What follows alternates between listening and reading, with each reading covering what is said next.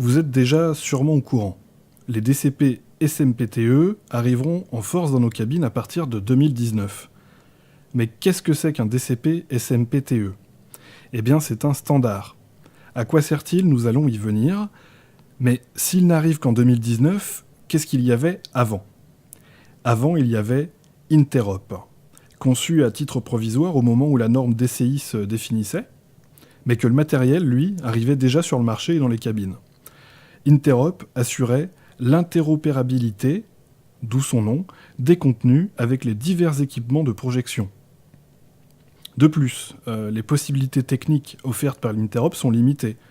On peut faire du 2K en 2D et en 3D, mais seulement à 24 images par seconde ou 48 images par seconde.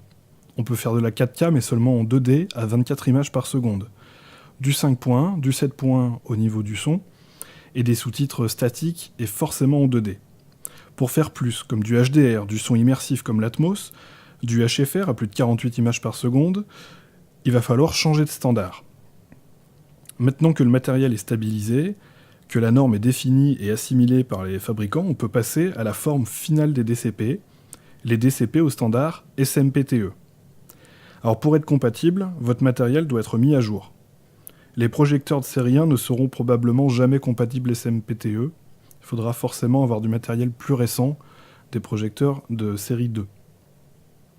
Pour vérifier la compatibilité de votre matériel, vous pouvez télécharger gratuitement sur le site de la CST une mire de test SMPTE. Il suffit de suivre les indications données sur la page. Vous pouvez retrouver le lien dans la description de la vidéo et à l'écran actuellement. Cette mire est en fait deux mires, une à 24 images par seconde et une à 25 images par seconde. Un DCP SMPTE contient plus d'informations qu'un DCP Interop. En plus de l'image, du son et des sous-titres, un DCP SMPTE contient aussi des métadonnées sur son contenu, par exemple le ratio de l'image, version 2D, 3D, format du son. Ces informations peuvent être interprétées directement par un TMS ou un serveur de projection pour automatiser encore plus la création de playlists. On peut donc oublier la DCP Naming Convention et sa charte qui ne cesse de s'allonger au fil du temps et qui devient de plus en plus compliquée à comprendre et à lire. Le standard SMPTE permet aussi le cryptage des sous-titres, ce qui n'est pas possible actuellement en Interop. Un autre élément intéressant, un DCP SMPTE peut contenir des marqueurs temporels, ce qui va être très pratique lors de la création de playlists, et pourquoi pas de les automatiser complètement à l'avenir. Du coup, on va voir une petite démonstration de ce qu'on peut faire avec un DCP SMPTE qui contient des marqueurs. On va aller ouvrir une playlist qui est en cours de réalisation. Voilà, donc ici on voit bien qu'on a un film, un CPL SMPTE. Il est ici. Et ce que j'ai l'habitude de faire quand je fais mes playlists, c'est d'aller tester le film en salle pour pouvoir récupérer ce qu'on appelle le crédit offset, par exemple. C'est-à-dire savoir à quel moment commence le générique du film. Certains distributeurs sont assez sympas et fournissent l'information sur une fiche technique avec le film. Pour d'autres, on est obligé de le chercher, ou alors de faire confiance à des sites internet comme projectionist.pro, que je ne peux que vous conseiller, sur lequel, en fait, toutes les semaines, plusieurs opérateurs de Belgique et de France partagent les infos des DCP, des CPL et surtout donc, les timecodes des génériques et des déroulants avec plein de petites infos, il y a plein de petites choses, le site avance au fur et à mesure. Un grand merci à Jonathan, l'administrateur du site. Peut-être qu'un jour on n'aura plus besoin de son site, pour l'instant en tout cas ça l'est encore, mais c'est vrai que vous allez voir là avec les petites astuces que je vais vous donner, c'est fort pratique. Donc ma playlist est faite et maintenant je veux intégrer mes infos de générique. Je vais aller chercher dans mes automations. Et donc déjà, donc je suis passé en éclairage nuit dans le black juste avant le film.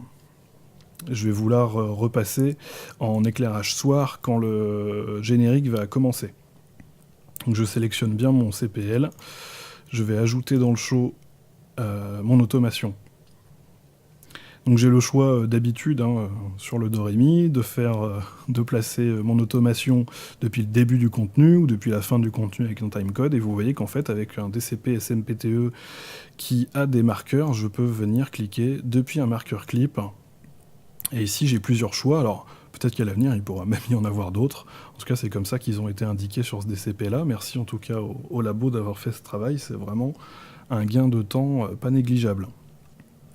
Et bien moi, en fait, ce qui va m'intéresser ici, ça va être les first frame of end credits et les first frame of moving credits, qui correspondent au début du générique, et puis ici, le moving credits au début du déroulant. Tout simplement, je clique dessus et je vois qu'en fait, il vient se caler à 1 heure, 21 minutes et 4 secondes. Je n'ai plus qu'à faire OK. Et voilà, quand le générique du film va commencer, ma salle va se remettre en éclairage soir. Et pour aller un peu plus loin, je vais ajouter un éclairage jour pour remettre les gens dans la lumière.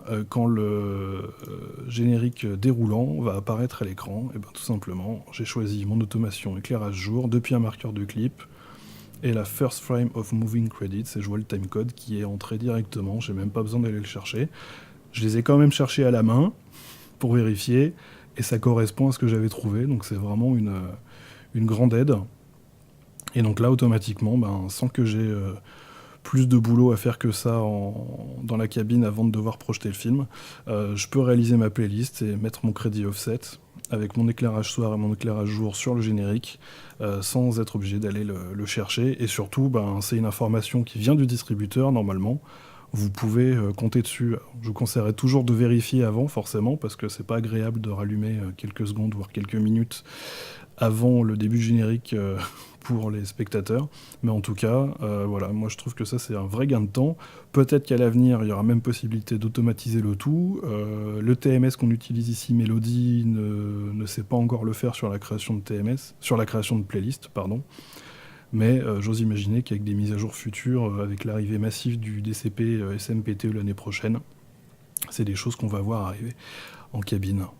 Voilà, je vous souhaite une très bonne continuation dans vos cabines, et à très bientôt pour une nouvelle vidéo.